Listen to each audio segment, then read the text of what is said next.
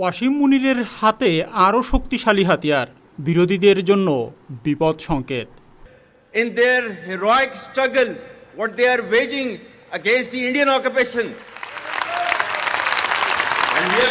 পাকিস্তান যখন ভারতীয় অপারেশন সিন্দুর এর পাল্টা আক্রমণের পর বিপর্যয়ের মধ্যে, তখন দেশটির সুপ্রিম কোর্ট একটি ঐতিহাসিক রায় দিয়েছে, যা সেনাবাহিনীর প্রধান ওয়াসিম মুনিরের ক্ষমতাকে আরও শক্তিশালী করেছে।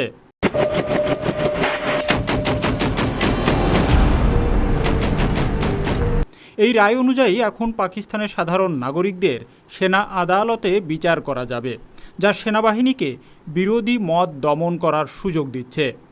মুনিরের জন্য এই রায় এসেছে এমন এক সময় যখন তার জনপ্রিয়তা কমে গেছে এবং দেশজুড়ে উত্তেজনা বিরাজ করছে। 7 মে 2025 তারিখে পাকিস্তানের সুপ্রিম কোর্ট একটি গুরুত্বপূর্ণ রায় দেয়, যেখানে পূর্বে 2023 সালে দেওয়া রায়টি বাতিল করা হয়, যা সেনা আদালতে সাধারণ নাগরিকদের বিচার নিষিদ্ধ করেছিল। এখন থেকে সেনা আদালতে বিচার করা যাবে সেই সকল ব্যক্তিদের যারা 2023 সালের 9 মে পাকিস্তান সেনাবাহিনীর বিরুদ্ধে বিক্ষোভে অংশ নিয়েছিল। এই রায়ের ফলে পাকিস্তান আর্মি অ্যাক্ট 1952 এর কিছু ধারা পুনরুদ্ধার করা হয়েছে, যা গত বছর বাতিল হয়েছিল। এই নতুন সিদ্ধান্তের মাধ্যমে সেনাবাহিনীর হাতে আরও শক্তি চলে এসেছে, যা তাকে বিক্ষোভ বা বিরোধী মত দমন করার ক্ষেত্রে আরও সুবিধা দেবে।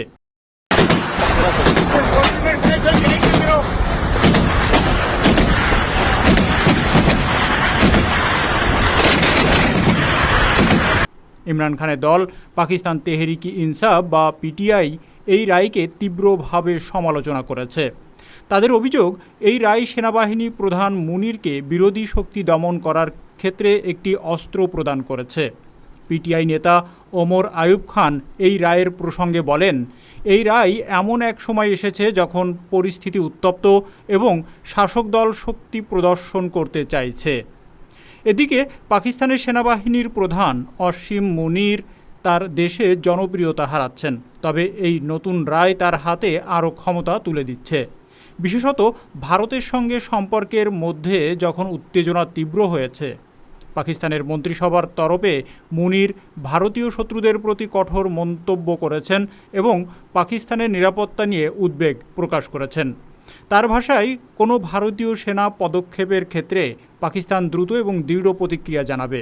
এই সুপ্রিম কোর্টের রায় আসলে মুনিরকে এমন একটি শক্তিশালী অবস্থানে বসিয়েছে, যা তাকে পাকিস্তানের অভ্যন্তরীণ বিরোধ এবং ভারতীয় উত্তেজনা মোকাবেলায় আরও কার্যকরী ভূমিকা পালন করতে সহায়তা করবে।